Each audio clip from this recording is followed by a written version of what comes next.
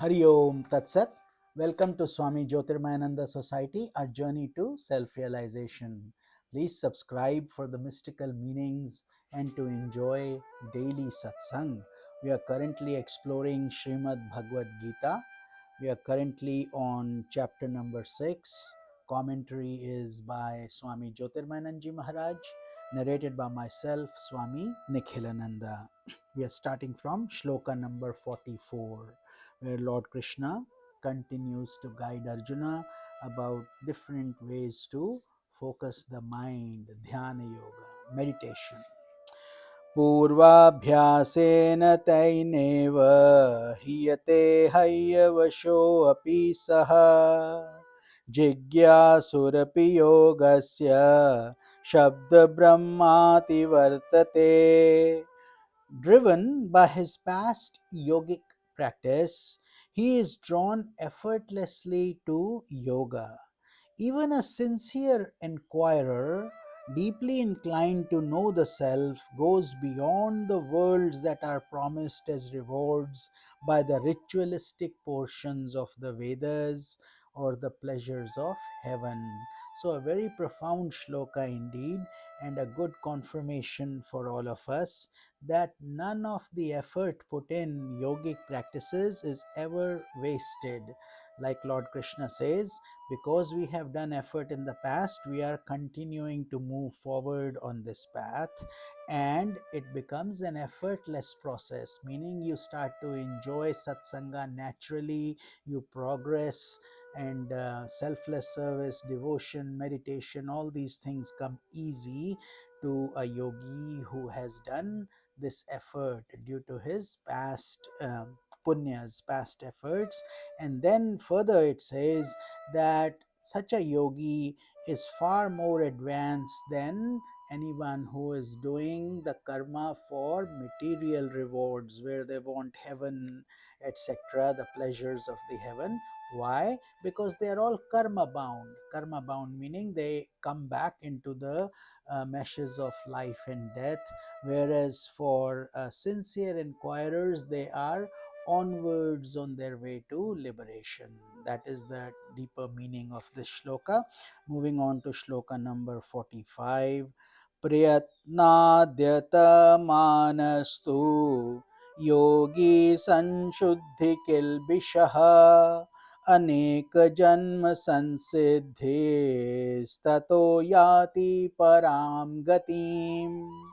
Having perfected yogic states through many lives, in every birth exercising more self effort than before, a yogi brings about the removal of mental impurities and consequently attains the supreme goal, liberation.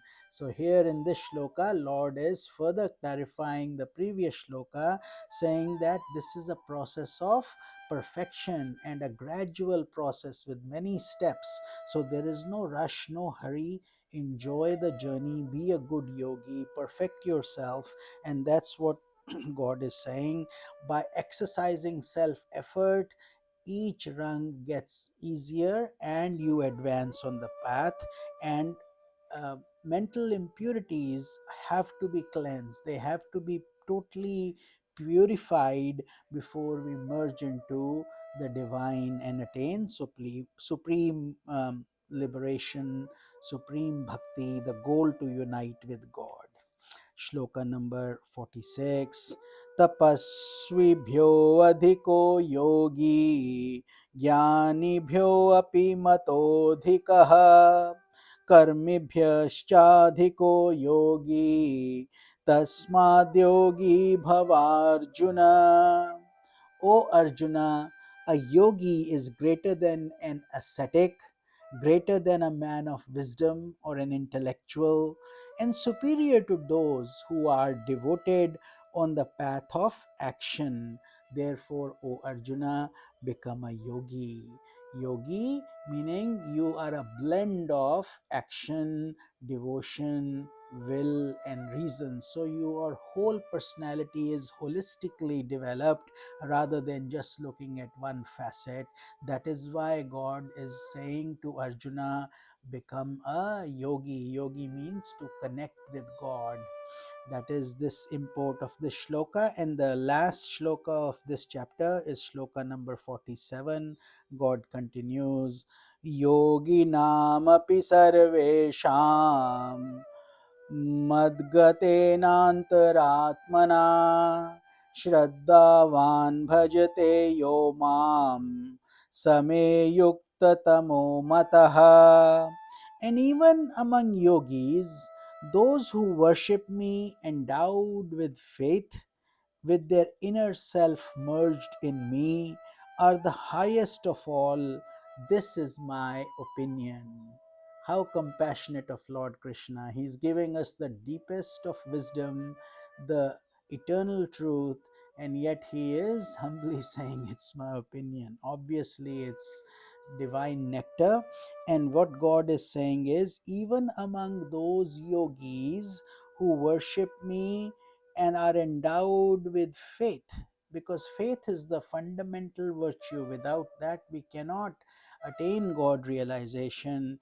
And then their inner self is merged in me, meaning they think, breathe, talk, walk, act, and always are immersed in the thoughts of God or doing acts for God. They are divine instruments of God. He says they are the highest of the yogis. This is my opinion. So, with this, let us fold our hands and pray and thank God for this beautiful nectar of Bhagavad Gita. Om Tat Sadati Srimad Gita Su Upnishatsu Brahma Vidyayam Yoga Shastre Shri Krishna Arjuna Samvade Atma Sanyama Yogo Namo षष्ठोऽध्यायः सम्पूर्णम्.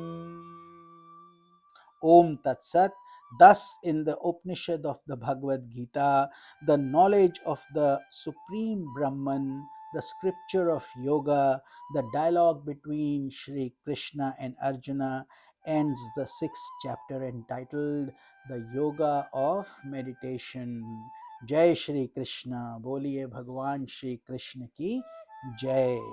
So let us start chapter number 7. It is known as Jnana Vijnana Yoga, the yoga of wisdom and realization. Lord Krishna herein teaches the mystic art of developing devotion to God. God possesses a twofold nature, matter and spirit.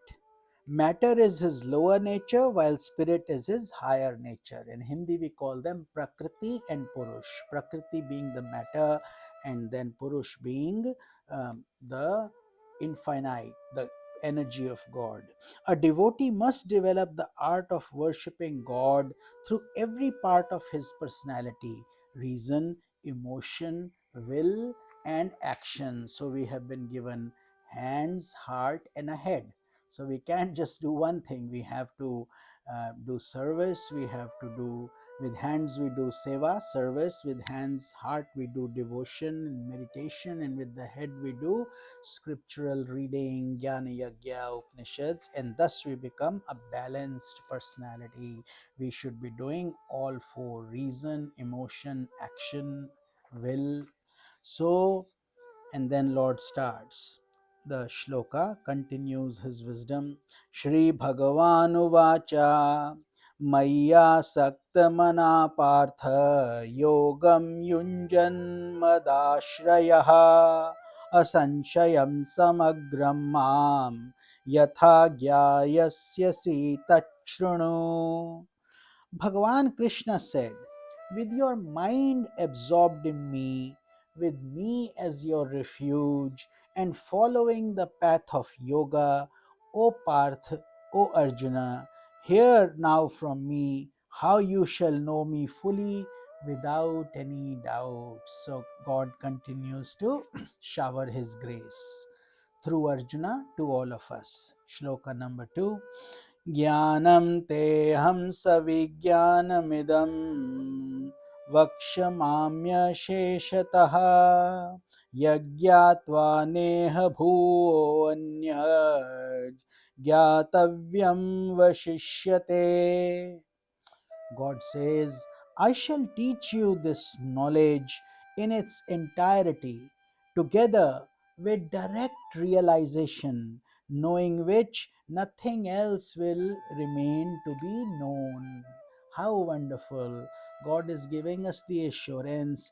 Jnana means wisdom, knowledge, and Vijnana means practical wisdom, application of that knowledge for perfect realization. Like we do in science, we study, then we do an experiment.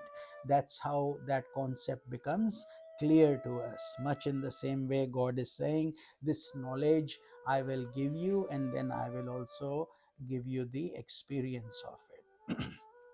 Shloka number 3. Manusyanam sahasreshu kaschidyattati siddhaye yatataamapi siddhanam kaschinmam veti tattvataha. Among thousands of men, one rare soul strives for perfection or spiritual attainment, and among those who strive with success, one perchance knows me in truth as I am. So here God is saying his knowledge is very mystical, and that is why, and the maya or illusion is very overpowering. That is why such few souls strive for this path, and who do, out of them very few actually get to know and experience God in its actual form. Shloka number 4. Bhumi rapo analo vayuhu खम्मनो बुद्धिरेव च अहंकार इति यम्मे भिन्ना प्रकृतिरष्टधा. Earth, water, fire, air, ether, mind, intellect, and ego. These 8 divisions go to constitute my Prakriti or lower nature. So God is explaining what he taught before in the previous shlokas, that I have a component which is nature, and then my higher self, the lower self and the higher self. So the lower self here, God is saying, are the 5 elements: earth, water, fire, air, ether, and then the internal mind, intellect, and ego. Those we cannot see externally, but they are within us. These make up the 8 principles that are my lower nature. So with this we conclude our satsang for today, and we will start with shloka number 5 in tomorrow's satsang. Hari Om Tat Sat.